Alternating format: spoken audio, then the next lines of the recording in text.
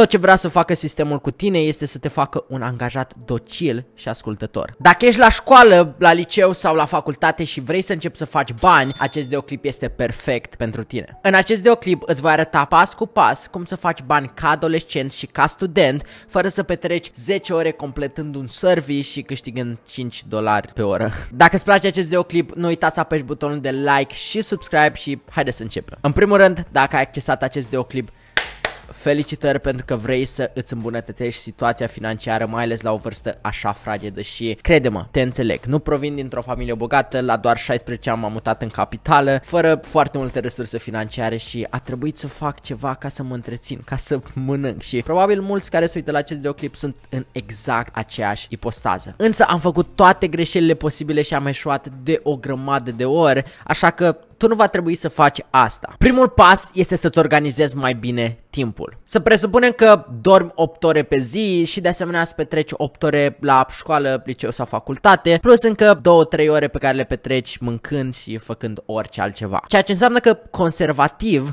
ai 5 ore în fiecare zi să te apuci de treabă. Ce trebuie să faci chiar acum este să-ți elimini toate distragerile, toate aplicațiile, toate lucrurile care nu ți aduc niciun fel de beneficiu în viața ta. Și crede-mă, să dai scroll pe TikTok sau Instagram, mie îmi place TikTok, yes, îmi place, nu te va face mai deștept sau mai bogat. Recomandarea mea este să elimini treptat toate aceste distrageri până când nu mai rămâne niciuna. Al doilea lucru pe care trebuie să-l faci este să te oprești din a căuta ceva ușor și rapid. Știu, e foarte temptant să dai un search pe Google despre cum să faci bani online ușor și rapid ca adolescent, însă, din păcate, nu e asta soluția. Știu, am fost în locul tău și am încercat toate prostiile posibile, însă niciuna nu mi-a adus vreun rezultat real. E foarte important ca încă de la început să iei deciziile acestea inteligente, astfel încât să nu-ți pierzi timpul și o grămadă de efort, ca apoi să te frustrezi și să renunți. Pasul al treilea este să înveți o abilitate care te poate plăti foarte bine. Tot ce ai nevoie aici este de o conexiune la internet,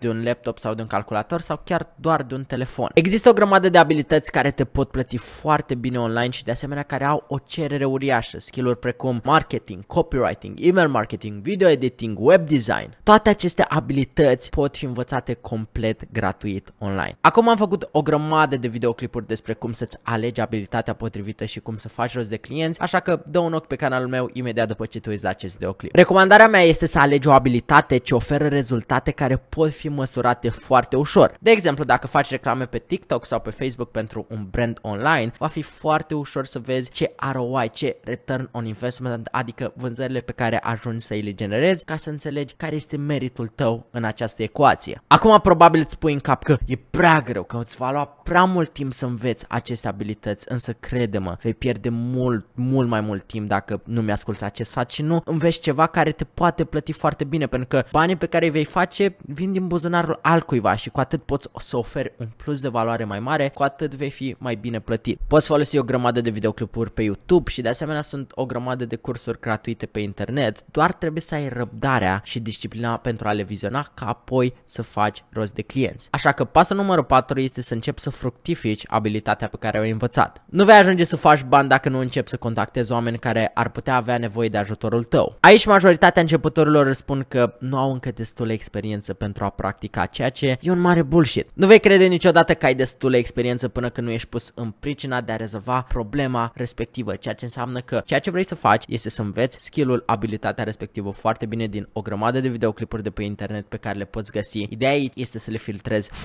foarte bine, însă canalul meu de YouTube te va ajuta cu acest lucru. De asemenea, după ce faci acest lucru, să începi să contactezi oameni și afaceri care ar putea avea nevoie de tine. Poți face asta la început pe gratis, ca apoi după ce oferi rezultate să fii plătit. Pasul numărul 5, care este incredibil de important și mi-aș fi dorit să fi auzit asta când eram în liceu, este să folosești toți banii pe care îi faci după ce ai învățat abilitatea și ai semnat clienți să investești în tine. Adevărul este că sistemul de învățământ tradițional nu te pregătește pentru viața reală. Tot ce vrea să facă sistemul cu tine este să te facă un angajat docil și ascultător. Acum este alegerea ta dacă vrei să ajungi un angajat sau vrei o anumită carieră. Totuși, cred că este incredibil de important important să ai o bază financiară foarte bună. Iar toți banii pe care vei ajunge să-i generezi ca adolescent, ca student, vrei să-i utilizezi înapoi să investești în educația ta. E cel mai puternic lucru pe care îl poți face și îți va oferi cele mai mari beneficii pe termen lung. Iar dacă te pregătești singur și îți folosești resursele pentru a investi în educația ta, vei fi foarte, foarte pregătit pentru provocări mai mari și mai complexe care îți vor aduce beneficii și resurse mult mai mari. Personal, când eram în liceu, am făcut bani prin o grămadă de metode, de la a vinde budinci de